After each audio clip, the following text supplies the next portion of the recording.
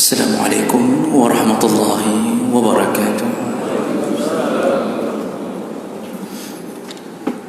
Alhamdulillahi rabbil alamin, hamdan katsiran tayyiban mubarakan fihi. Asyhadu an la ilaha illallah wahdahu la syarika lah, wa asyhadu anna Muhammadan abduhu wa rasuluhul karim. Allahumma salli wa sallim ala nabiyyina wa sayyidina al-Mustafa Muhammadin wa ala alihi wa ashabihi ajma'in. Amma ba'd. Rabbi shrah li sadri wa yassir li amri wahlul 'uqdatam min lisani yafqahu qawli. Segala puji bagi Allah, kemudian salawat dan salam kepada Rasulullah, pada keluarga dan seluruh sahabat-sahabatnya yang Allah muliakan insyaallah. Bapak-bapak dan ibu-ibu, jemaah salat isya dan tarawih yang telah datang karena mengharapkan ridha Allah, dan mudah-mudahan kedatangan kita tercatat di sisi Allah Subhanahu wa taala. Jemaah yang dimuliakan Allah, alhamdulillah dengan izin Allah dari Ramadan kita telah yang akan segera meninggalkan kita. Maka di penghujung Ramadan telah nampak wajah-wajah yang lelah, lutut-lutut yang telah goyah. Ada yang sudah menyerah, tidak datang lagi ke masjid. Hai kepikili, kita semakin berada di penghujung, maka semakin besar ujian kita. Bapak Ibu yang dimuliakan Allah, jangan pernah mimpi kita akan istirahat di dunia ini. Jangan pernah berharap kita berhenti dan bisa berhenti di dunia ini. Tidak akan pernah, karena Allah tidak ciptakan dunia untuk istirahat. Kalau mau istirahat, maka tunggulah sakaratul maut. Makanya Rasulullah sallallahu alaihi wasallam menyebutkan tentang jenazah mustarih. Ada jenazah yang istirahat. Siapa mereka? Innal 'abdal mu'min, kalau hamba itu adalah hamba yang mukmin, yastarih, setelah kematiannya dia baru istirahat. Dari apa? Dari min nasabid dunya wa azaha. Dia baru istirahat dari kelelahannya hidup di dunia dan kepedihan hidupnya yang dia tanggung di dunia. Jadi jangan pernah berangan-angan bahwa kita akan istirahat. Ada orang yang merasa setelah Ramadan akan istirahat. Setelah Ramadan kita akan sambung dengan kelelahan yang lain. Semua orang akan menyibukkan diri dengan kelelahan yang nampaknya berguna, padahal kadang-kadang tidak berguna. Dan kenapa keadaan kita begini? Karena Allah yang telah menciptakan kita dalam keadaan kelelahan. Bukan Allah yang lelah. Kita diciptakan sifat kita, keadaan kita memang lelah. Allah menyebutkan laqad khalaqnal insana fi kabad. Kami telah menciptakan manusia dalam keadaan kabad. Kabad itu dalam keadaan susah, payah, dia akan lelah. Begitulah keadaan kita. Bahkan sebelum kita lahir, ketika sperma keluar dari tulang rusuknya seorang suami, lalu dia akan berjuang untuk mencari ovum, mencari sel telur yang keluar jutaan butir sel sperma. Yang bisa berhasil menemui sel telur atau ovum itu hanya satu sperma. Jadi di antara ribuan dan bahkan jutaan berjuang untuk menemukan pacarnya yang bernama ovum. Dan itu penuh dengan kelelahan. Jadi mau menjadi janin saja sudah lelah. Dan akhirnya jadilah janin atau zigot. Dan ketika sudah menjadi, timbul kelelahan yang baru. Siapa yang dilelahkan? Seorang ibu yang menanggung janin itu. Mulai dari 1 on, dari bulan ke bulan berkembang.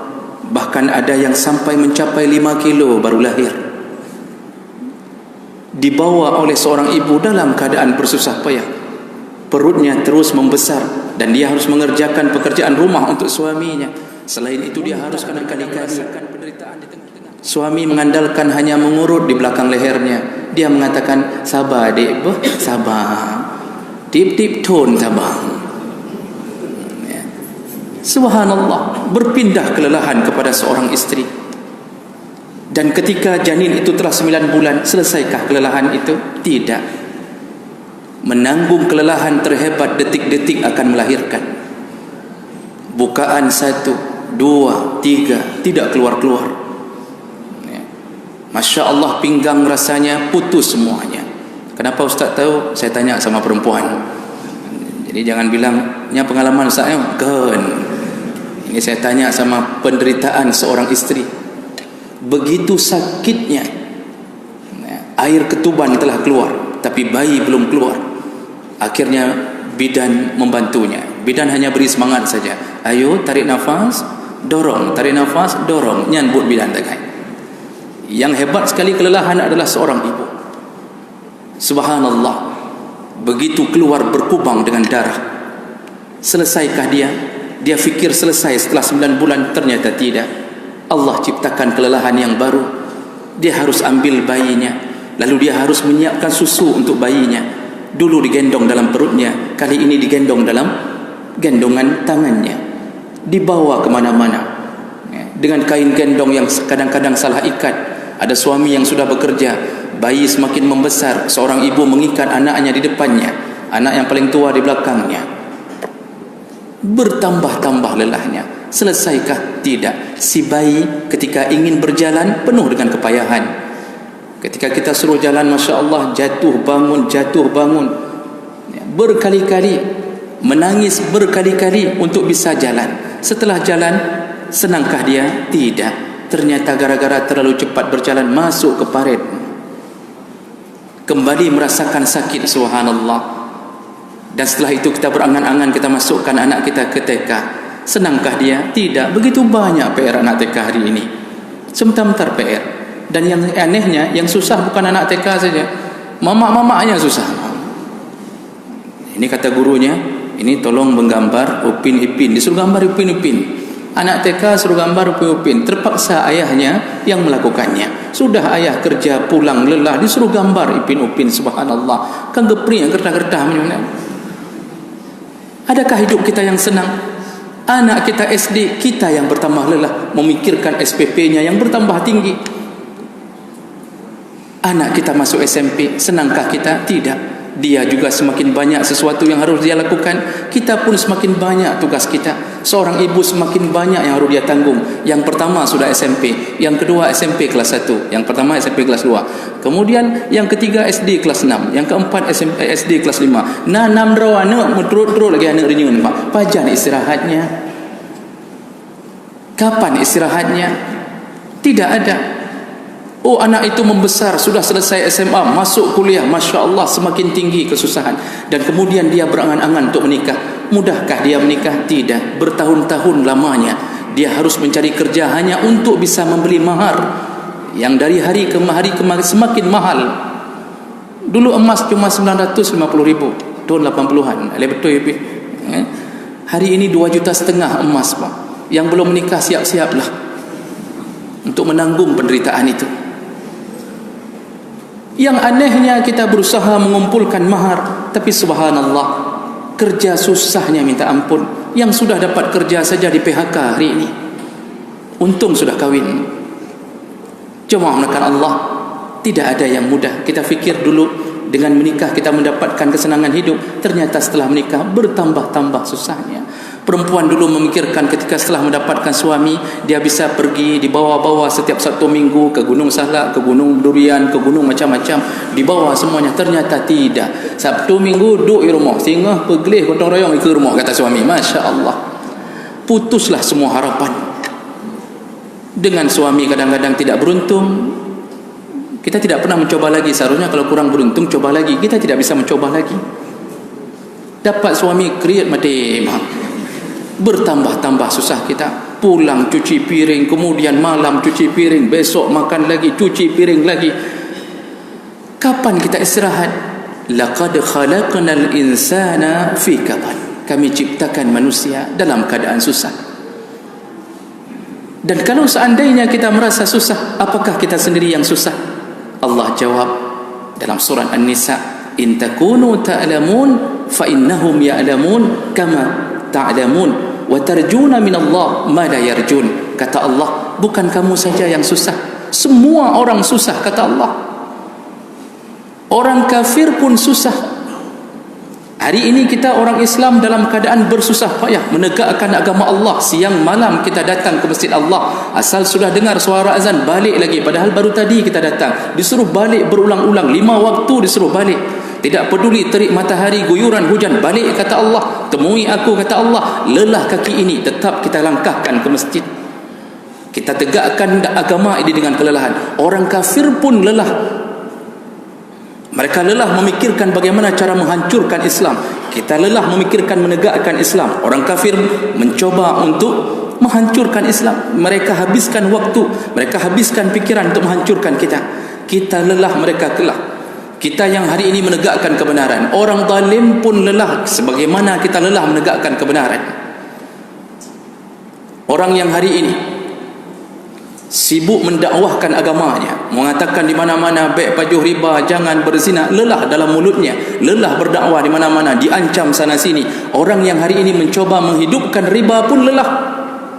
Coba tanya kepada orang yang mencoba menghidupkan riba, dumho sikula dia apa? Masuk sekolah-sekolah, lalu kemudian menawarkan kepada guru-guru, ada yang ditawarkan kepada semua pemilik-pemilik kafe, perlu uang, kami menyediakan 300 juta. Tidak berhasil di sini, dia masuk kafe yang lain, dia datang ke kantor ini, datang ke kantor itu. Mereka lelah, kita lelah dalam menegakkan agama, mereka lelah dalam menghancurkan agama. Semuanya lelah. Apa bedanya dengan kita? Wa tarjuna minallah ma la yarjun. Kelelahanmu, engkau mengharapkan sesuatu dari Allah. Apa yang kita harapkan kelelahan kita? Surga Allah Subhanahu wa taala. Tapi mereka yang hari ini lelah dalam maksiatnya, apa yang mereka harapkan? Ma la yarjun. Mereka tidak bisa berharap apa-apa dari Allah. Kita lelah, kita mengharapkan surga, tapi mereka juga lelah, tidak ada harapan apa-apa. Maka beda kita dengan mereka adalah kita insya Allah kelelahan ini Allah balas. Allah balas dengan surganya. Sedangkan kelelahan orang maksiat, Allah tidak memberikan apa-apa kecuali bertambah-tambah lelahnya. Jadi jemaah melakukan Allah Subhanahu wa taala, seandainya hari ini kita sudah merasa seakan-akan hana habis le Ramadan lagu. Hai le lum puasa. Baru lum puasa na tapi setengah hurau saja. Dia fikir dapat pahala dengan puasa setengah hari. Maka bertahanlah, tetaplah bersemangat. Tetaplah puasa karena Allah. Datanglah ke tempat-tempat tarawih. Walaupun lutut ini sudah tidak mampu naik lagi, naikkannya, naikkan. Ya. Jangan hanya merasa bahawa ana betul dia. Nyo hana mampu leh. Ingat-ingat di saat kita sudah merasa pada puncak lelah, ingat-ingat surga Allah itu dahsyat kebahagiaannya. Surga Allah itu dahsyat. Sampai dalam surat Yasin disebutkan semua kita yang menjadi penduduk surga insya-Allah akan dalam keadaan selalu sibuk fi syughul fakihun. Mereka sibuk dengan apa? Sibuk bersenang-senang. Hari ini sibuk dalam kelelahan menghadapi segala macam, tapi nanti kita sibuk dalam bersenang-senang. Makanya Allah Subhanahu wa taala menyebutkan afahasibtum an tadkhulul jannah walamma ya'lamillahu alladhina jahadu minkum wa ya'lamas sabirin. Apa engkau mengira begitu mudahnya masuk surga sedangkan engkau belum menampakkan bukti di hadapan Allah tentang jihadmu dan sabarmu. Jadi jangan mengira dengan kita datang ke masjid-masjid lalu kemudian kita merasa bahwa insya-Allah surga, insya-Allah mudah masuk surga, itu murah, tinggal salat-salat. Kemudian kata Allah apa? Apakah engkau mengira begitu mudahnya masuk surga? Sebelum engkau nampakkan, buktikan. Apa yang engkau buktikan? Jihadmu kata Allah dan sabarmu. Jihad kita apa Bapak Ibu maka Allah? Jihad menegakkan agama. Jihad kita di saat kita melakukan puasa, tapi sedang puasa pun kita membasahkan bibir kita dengan Al-Quran. Bayangkan kelelahannya bertumpuk-tumpuk. Sudah lapar, baca Quran biar bisa khatam dalam bulan ini 2 kali. bertambah-tambah. Kemudian kita harus cari rezeki di dalam kantor, baca Quran, pulang berikan sesuatu kepada anak dan isteri, bertumpuk-tumpuk kelelahan ini. Jihad kita menegakkan perintah Allah, disuruh datang ke masjid-masjid Allah, kita datangi. Disuruh puasa sunnah, kita puasa sunnah. Disuruh qiyamul lail, kita lakukan qiyamul lail. Itu jihad. Tapi jihad itu yang mampu melakukannya adalah sabirin, orang-orang yang sabar. Makanya orang yang tidak sabar menyerah. Orangnya kala yang menyerah. Ada dia orang masjid. Tapi mereka berada di kedai-kedai kopi. Apakah yang di kedai kopi tidak lelah? Lelah apa? Yang minum kopi lelah. Berjam-jam kopi pancung tidak habis-habis, saya kepikirnya. Yang habis-habis lah kau dari kau pedum jam kau duduk habis-habis. Yang punya kedai kopi juga lelah sekali memikirkan yang minum pancung itu tidak keluar-keluar dari tadi. Kalau dia keluar ada pelanggan lain yang masuk menggantikan dia. Gara-gara jih nak mupreh menjem-jem hana tahu lebih. Semuanya lelah. Kita hari ini tarawih, mereka berada di kedai kopi, sama-sama lelah, tapi kita mengharapkan surga. Allah tidak ada jaminan bahawa surga akan diberikan kepada para peminum kopi. Tidak ada jaminan. Maka bersemangatlah menghadap Allah Subhanahu wa taala. Teruskan 5 hari lagi. Setelah itu kita tidak lagi bertemu dengan Ramadan. Tidak lagi.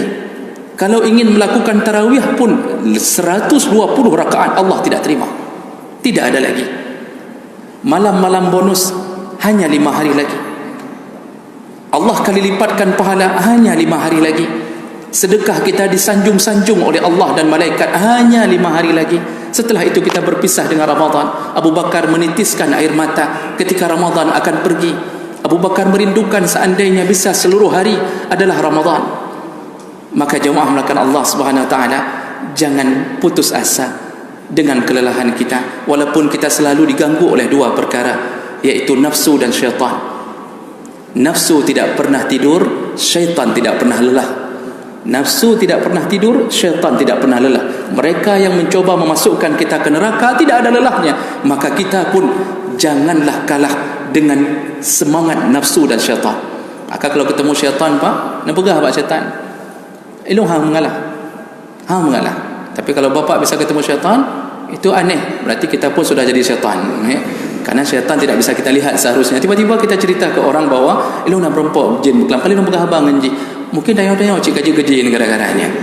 Jadi bapa ibu yang dimuliakan Allah Subhanahu wa taala, insyaallah kita bertemu di surga Allah. Sampai Imam Ahmad bin Hanbal ketika ditanya oleh muridnya, kapan berakhir kelelahan ini wahai Imam? Apa katanya?